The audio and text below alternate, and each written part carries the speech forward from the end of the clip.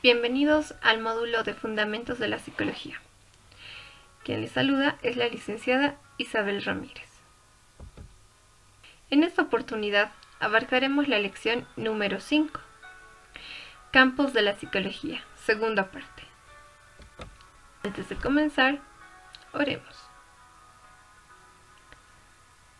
Padre amado, Señor Todopoderoso, en este tiempo tú nos has levantado y has permitido que estemos en este lugar. Bendito seas tú por sobre todas las cosas, Señor, por sobre todo tu nombre sea exaltado siempre. El aprendizaje siempre puede estar impartido por ti. Danos la oportunidad de poder comprender y apreciar cada uno de los campos que en este tiempo estamos aprendiendo, relacionados a la psicología. En el nombre de tu Hijo amado Jesús, te agradecemos, Señor. Amén.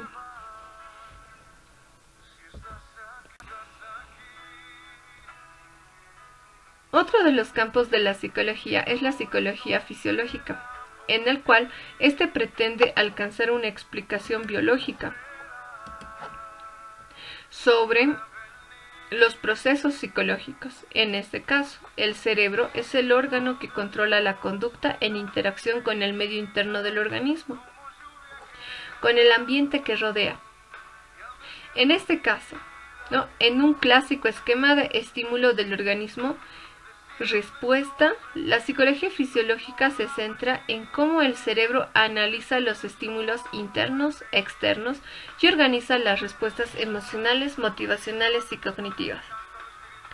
El cerebro es quien controla los procesos de respuestas. De la misma forma, almacena toda la información que, por ejemplo, alguien al tener hambre puede empezar a oler una comida preparada. En este caso, la primera reacción que va a tener el cuerpo será el bostezo, una sensación de hambre. O quizá el tener que tragar saliva porque está oliendo comida, pero no puede él ir a degustar de eso, Entonces es una de las respuestas del cuerpo.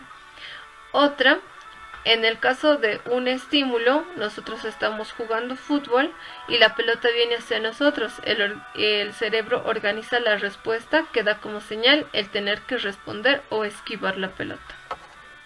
Al estudio de las bases neurobiológicas del proceso psicológico específico, como la motivación, incluyendo el consumo de alimentos, la conducta sexual, el sueño, emoción, comunicación, aprendizaje y memoria.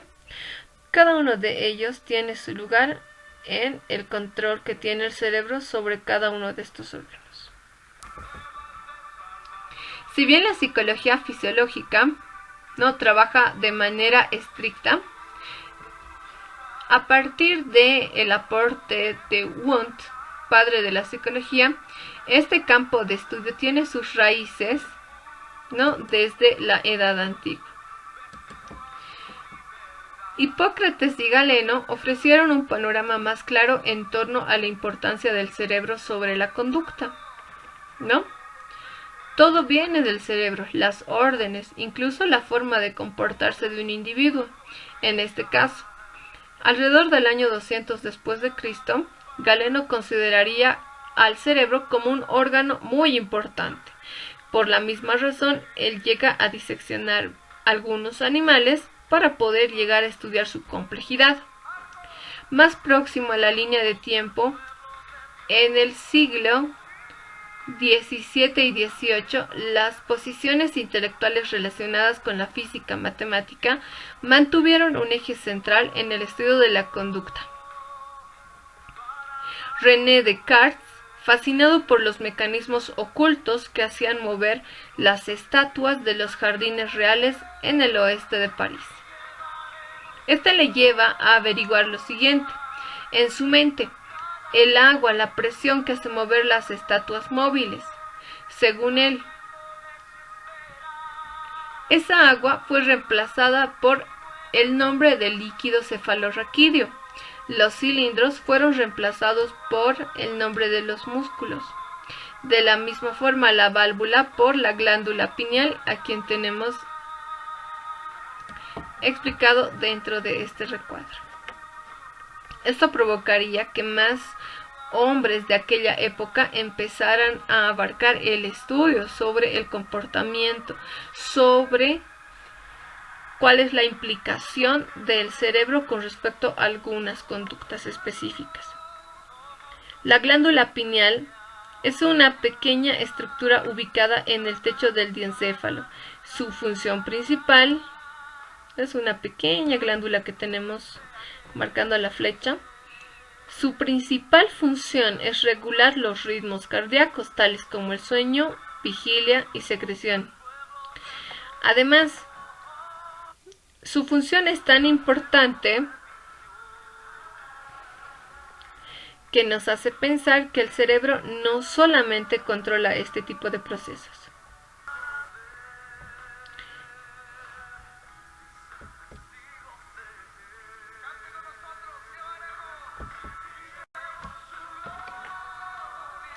Dentro de la psicología experimental, nosotros podemos centrar este estudio a la investigación de la experimentación científica basada en los hechos, ¿no? En aquel tiempo, como los laboratorios de investigación querían investigar algo más tácito y expresivo, se empiezan a examinar las relaciones entre el comportamiento humano y la mente. La psicología experimental trata de hallar estos resultados visibles. ¿Qué es la psicología experimental? Esta explora los conceptos básicos de la memoria, la motivación, en áreas como la psicología infantil, la social y la educativa. El trabajo de esta psicología experimental se lleva a cabo en entornos controlados, como al principio veíamos de Wilhelm Wundt, ¿no?, con los centros de experimentación científica, los primeros laboratorios. ¿Por qué? Se pueden manipular las variables de investigación para descubrir las relaciones entre la cognición y el comportamiento. En este caso, se centra en la realización de experimentos controlados con variables designadas.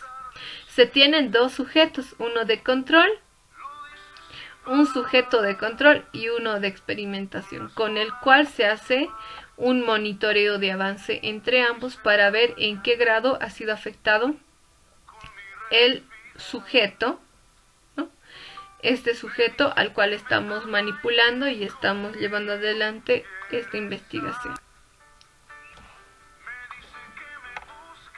En este caso, los psicólogos experimentales desean estudiar los comportamientos a través de las pruebas que realizan en sujetos prueba, para poder encontrar esta relación que tienen entre la percepción, memoria, sensación, aprendizaje, motivación y emociones.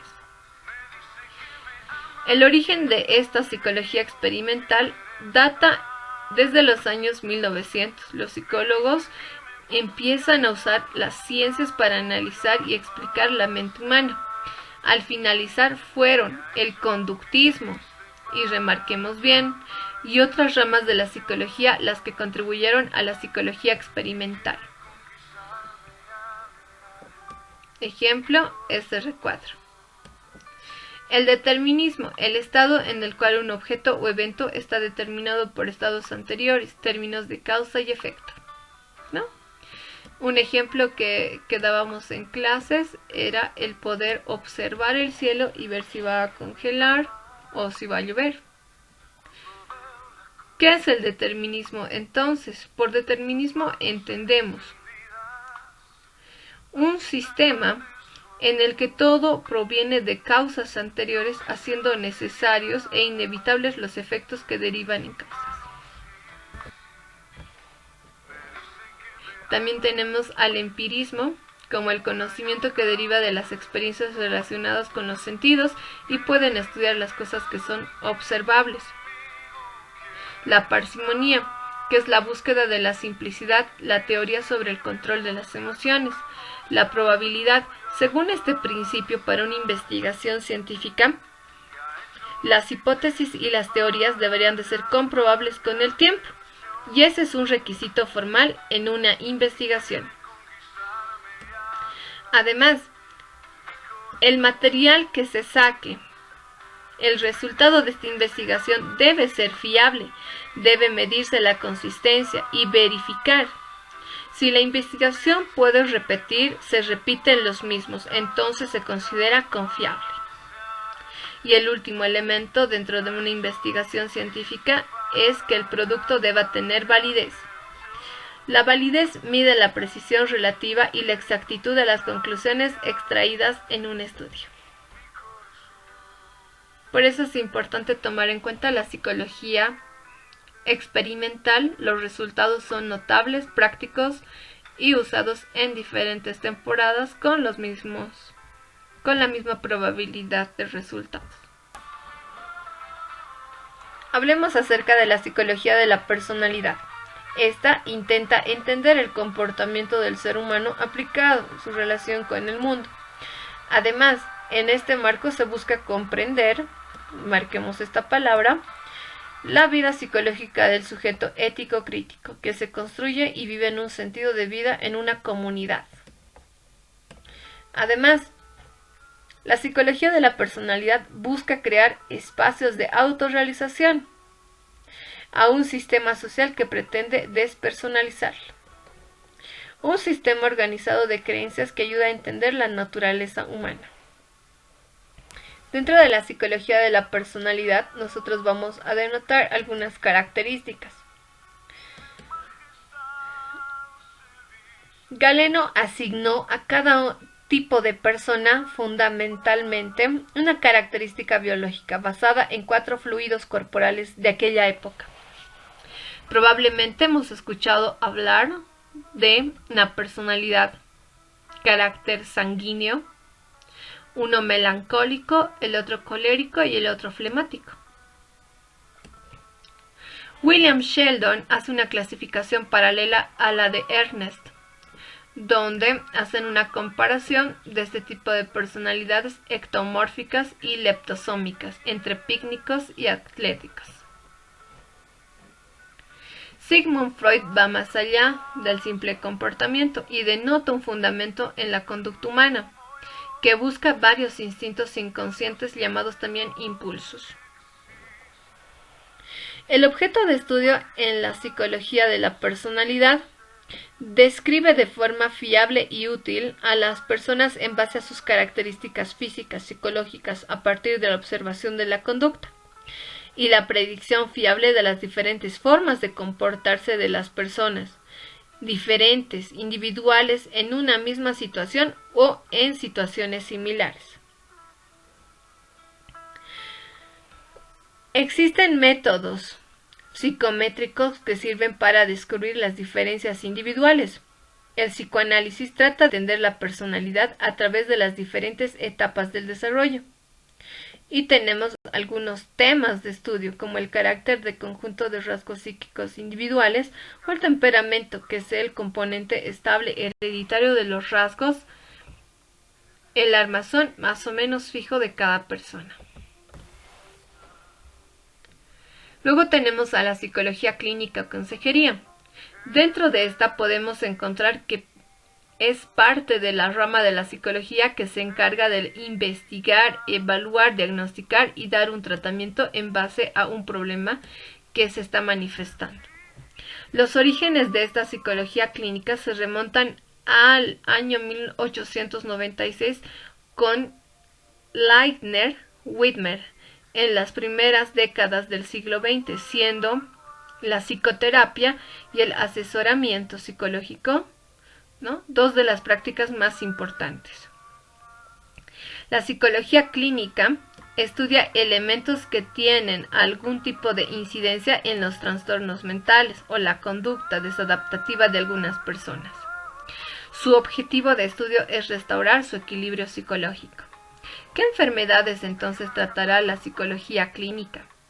Los síntomas psicológicos que pueden gestionar a trabajar. Podemos encontrar trastornos somáticos, psíquicos y los conductuales.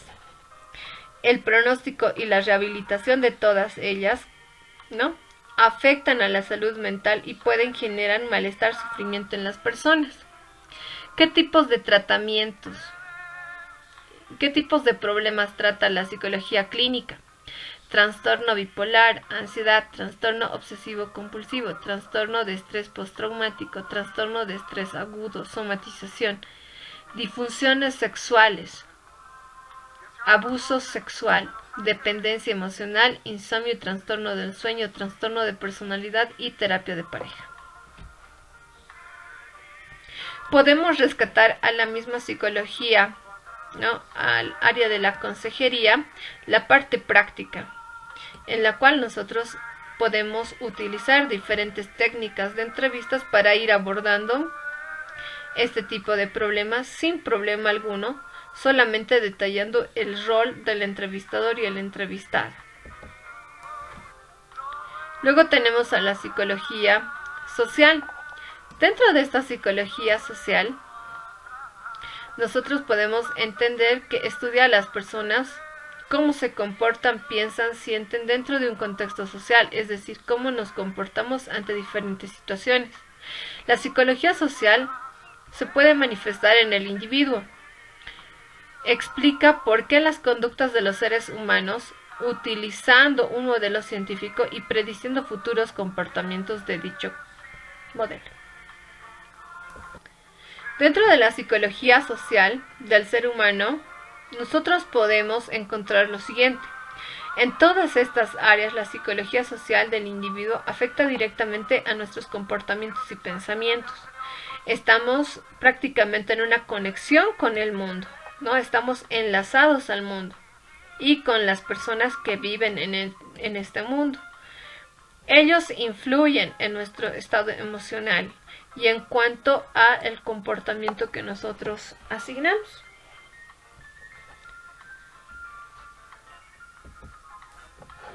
Por último, la psicología organizacional. Su labor fundamental contempla el diagnóstico, coordinación, intervención, gestión, estrategias que mejoran el comportamiento de las personas en el contexto laboral, contribuyendo a la generación de valor mediante la gestión, el desarrollo y el talento humano. Sus antecedentes se remontan, ¿no?, a poder tomar en cuenta al reclutamiento, evaluación, selección, entrenamiento, análisis de cargos y condiciones de trabajo. Está relacionado al trabajo con grupos, ¿no?, dentro de un área laboral y la respuesta de la organización en su conjunto ante estímulos internos y externos.